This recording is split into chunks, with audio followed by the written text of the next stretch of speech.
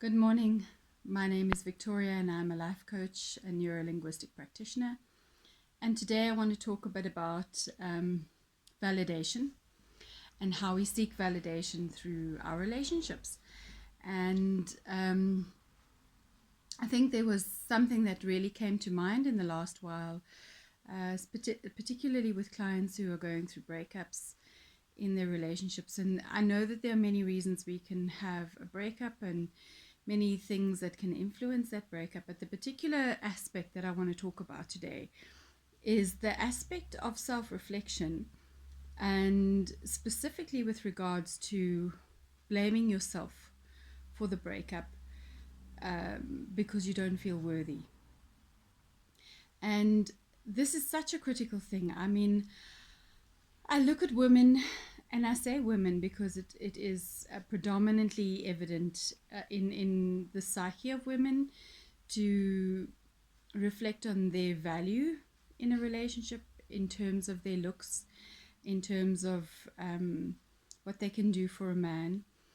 And I've heard one too many times a woman responding to her other half who has cheated on her. Look, this can go both ways, hey. So I mean, I'm really not trying to be gender specific here, but it's predominantly evident in the way women evaluate a situation and evaluate their role in how something plays out in a relationship. And when a man has an affair, one of the first go-tos women do is, am I not pretty enough? Am I not enough for you? You know, what did I do wrong? And we start this self-reflection that is a destruction of our self-worth. And I think today I want to just tell you to stop. I want you to take your power back. I want you to recognize that it doesn't matter what kind of relationship we're talking about. If we're talking about a romantic relationship, a relationship with your boss, do not give the measuring stick of judgment of your self-worth to anyone else. They don't deserve to have it. The only person who's responsible for judging your self-worth is you.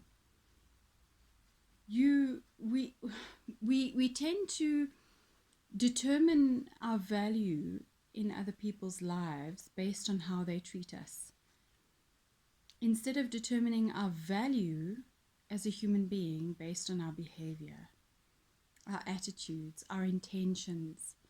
Our intentions is what matters most in every single situation. Are our intentions true and honest and kind?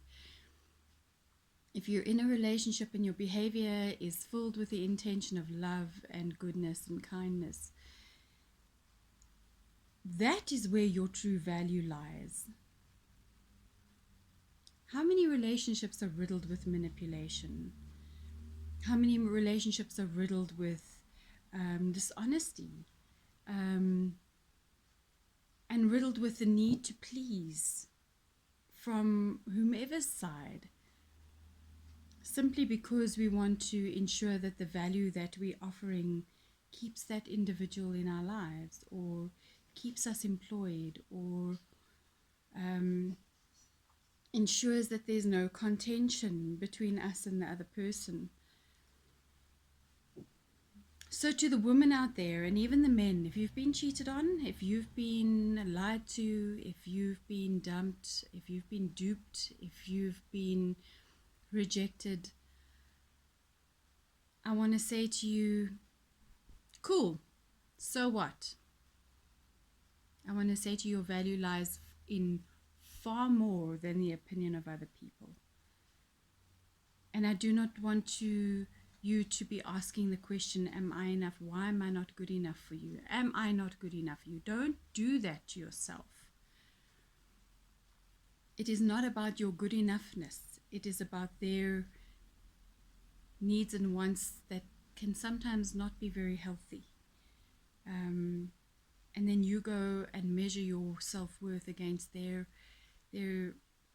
ill health psychiatrically, or from a psychological point of view, they have issues that cannot be dealt with by you. We cannot fix anyone. The only person we have the power to fix is ourselves. And so when we go into a relationship, please, if you were going into a relationship with this mindset of, I'll be your healer, I'll be your hero, with the expectation that somebody's going to heal you, or the expectation that you are going to heal them, you are setting yourself up for failure. Because it's not possible. We can support someone's healing. We can help people through difficult times. We can be compassionate and kind, and provide a shoulder to lean on, or a place where there is safety for them to express themselves. But we cannot heal anyone. They heal themselves. The power is always within them to heal themselves. And so if you turn around and ask yourself, if you've been left by your boyfriend or your girlfriend, am I not good enough? It is a loaded question that is never going to take you anywhere good. And good enough is not the right question to be asking. And I'm not even going to say to you, you should be asking yourself, are they good enough for you? That's also rubbish, because then we're placing judgment on all sorts of things that, quite frankly, creates a spiral of negativity and resentment and anger. And I would like, in a healthy mind, that has to be removed. You've got to take that away, that good bad judgment. In a healthy mind, one reflects, one considers, one steps away. If the person is not behaving in a way that makes us feel good, create a boundary and step away. Whatever their reason is for that behavior is their reason, but it doesn't give you it shouldn't be giving you a reason to treat them badly. It shouldn't be giving you a reason to slander them, to break them down, or to hurt them back, even if they've hurt you. But it also doesn't give you a reason to do that to yourself, because that's essentially what we do, is we then, to justify their rejection, we then break ourselves down, and we go into a state of self-destruction. And if you're doing that, it means that you've got an issue with your self-image. It means you've got an issue with your self-worth. And in our life coaching and NLP programs, we really have powerful ways to help you fix those things, and to get you to a place where you are good with yourself, no matter what anybody does, no matter how they treat you. When you're good with yourself, you will start to attract people into your life, or bring people into your life that treat you well, because you treat you well. And I'm going to do another video shortly on the gifts that we require from other people. Our expectations in relationships indicate the gifts and the things that we need to do for ourselves in terms of nurturing. So look out for that. That's coming up shortly. I'm Victoria. I'm a life coach. We do Zoom meetings every Saturday at 10 o'clock. Look out for our Zoom meeting links. You get a half an hour of good coaching and life skills training that is free of charge. We do not charge for it. You see me on video.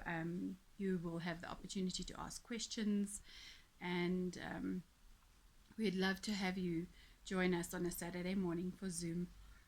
The program is called Emerge for Life, and it's half an hour out of your day, which could set off a light bulb moment in your life and put you on a trajectory to living the best life you could live. Anyway, have a beautiful day. Take care. Namaste. God bless.